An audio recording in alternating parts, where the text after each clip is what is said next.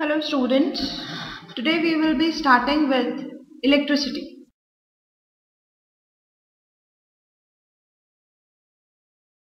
Electricity is a branch of physics which deals with charges and their behavior and their interaction. Means whenever we talk of charges, then we have in our mind that there are two charges, that is positive and negative. So electricity deals with those two charges, their features and their mutual interaction. Means it is not compulsory that whenever we talk of charges, the charges should be isolated. They can be coupled together to form a system. So electricity is a branch which deals with their isolation plus their systems also.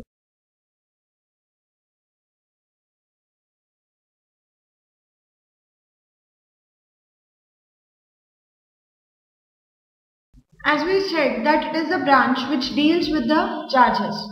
So if the charges are present, then they may be moving as well as they may be at rest. Means this branch is again divided into two parts.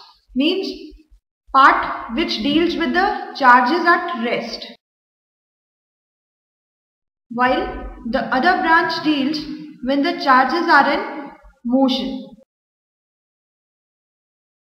So whenever we talk of charges which are at rest, means they are not moving, then that is termed as electrostats or static electricity. But at the same time, if we talk of charges in motion, means charges are moving, then it is termed as current electricity. So these are the two different branches, or we can say that these are the two different wings of a same branch. Now we will discuss about these charges. As we said that electricity is a study of these. So charges are defined as simply as the interaction. Means if we consider atom. In atom we know that there are three fundamental particles. They are electron, proton and neutron. Among all these three, we know that electron is negatively charged. But we know that proton is positively charged and neutron is neutral. Means it does not possess any charge, neither positive nor negative. So from this part, means from atomic structure, we can get a basic idea that these type of charges are existing in the nature. If we talk of atom itself, then we know that in the atom, the central part that is known as nucleus is having proton and neutron. Means both particles are present in nucleus. As these both are present in nucleus, then the nucleus as a whole has a positive charge, because neutron is neutral, so it doesn't impart any charge, while proton is positive, so it imparts the positive charge. Hence, nucleus become a center of atom and it is positively charged, while electrons which are negatively charged are regularly revolving in their shells. Therefore, an atom as a whole is a combination of positive and negative charge. But in atom, these positive and negative charge are equal. Means number of electrons in an atom is equal to number of protons.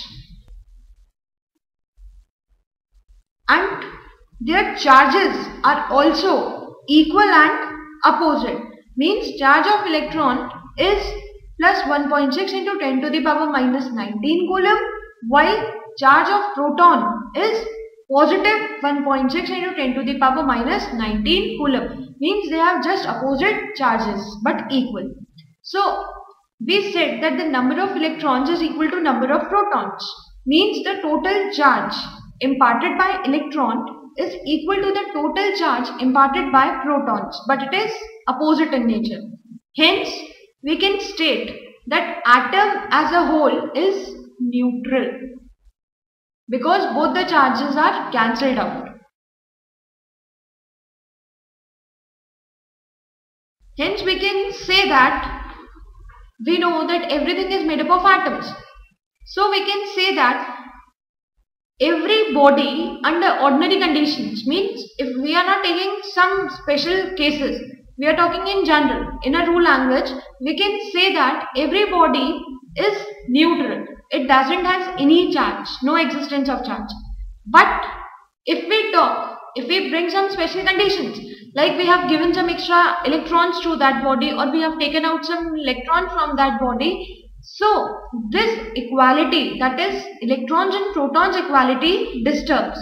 This disturbance causes the charge in the body, whether it may be positive or it may be negative.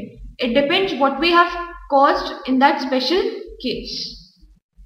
So from here we get that there is the existence of charge in two ways. So we can say that types of charges are, we have two types of charges, positive and negative.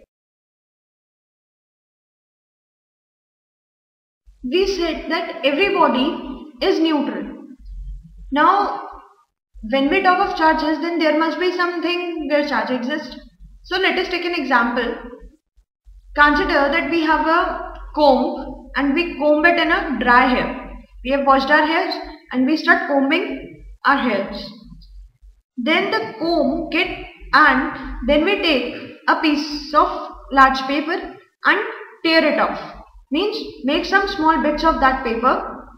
Then we will see that whenever we bring a comb near to that bits of paper, they will be attracted.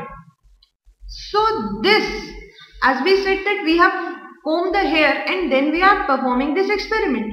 So there is some charge, means there is some attraction between both of them. Just that is due to a charge. Means the charge exists and this experiment proves that there is. Now we will discuss that what are the various features or what are the various characteristics of the charge.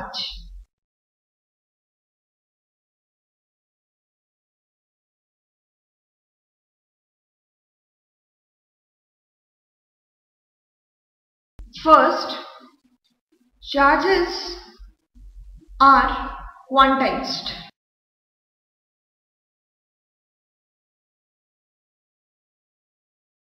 Means if we consider any body is having charge Q, then that Q charge can be expressed as Ne, where E is charge of electron.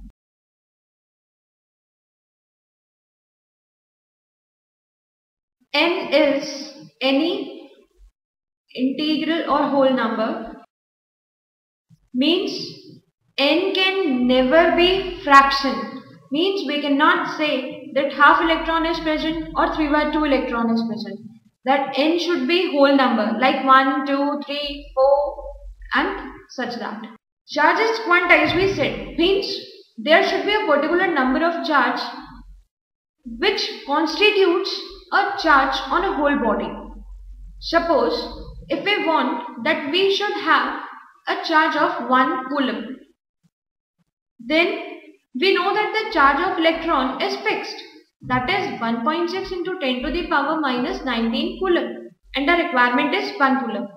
So let us calculate that how much electrons, that is how many number of electrons we have required to constitute 1 coulomb of charge. So Q, we know that Ne. Q is 1 N we need to calculate, and charge of electron is 1.6 into 10 to the power minus 19.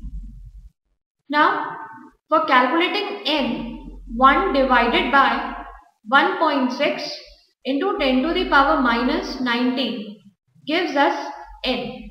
On solving this, we get 6.25 into 10 to the power 18 electrons. Means it is a number of electrons which is required to have 1 coulomb of charge. So by evaluating like this, we can calculate number of electrons or the total charge on any body if we are given the number of electrons. Its next property is that like charges repel each other.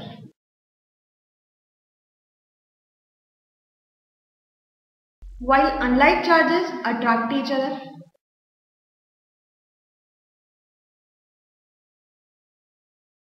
Means if we have two positive charges, then there will be a force of repulsion. But if one of the positive charge is replaced by a negative charge, then there will be a force of attraction which is acting between both of them. Next, we say that the total mass of a body is conserved. It never destroys. Similarly, the total charge on the body is always conserved.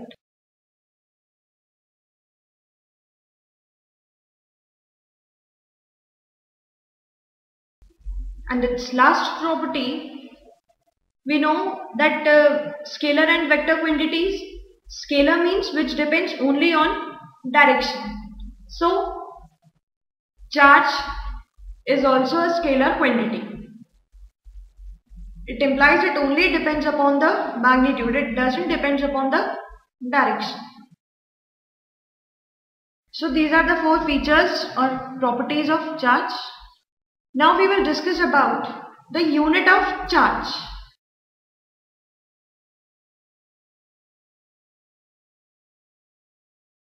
The charge of an electron is so small that it is not convenient to select it as a unit of charge. But in practice, we usually use coulomb. Means coulomb is taken as a unit of charge.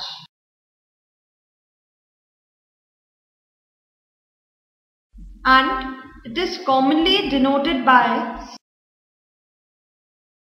and just now we have calculated that to constitute a 1 coulomb of charge we require 6.25 into 10 to the power 18 electrons. Now we have discussed that charges are measured in this and various properties also. But if we consider that charges are in motion, means they are not at rest, then they constitute another branch, that is current electricity. So that flow of electrons is known as current.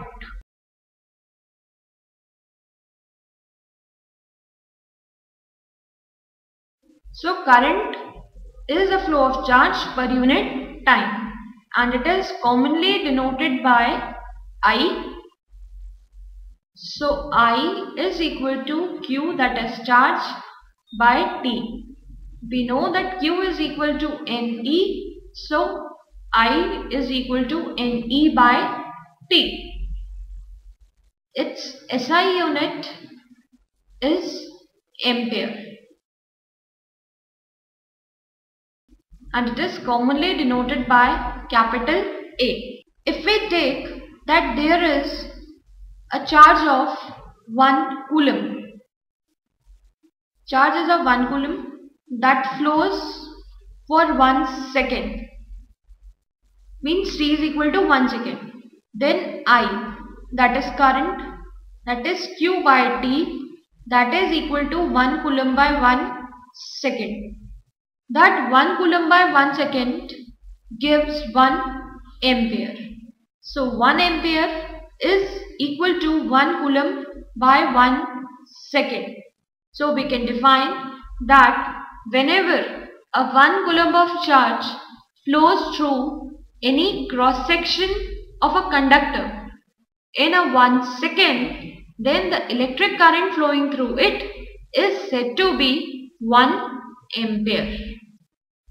So this is the proper definition of 1 ampere. There is a device which is used to measure the current. That device is known as a meter.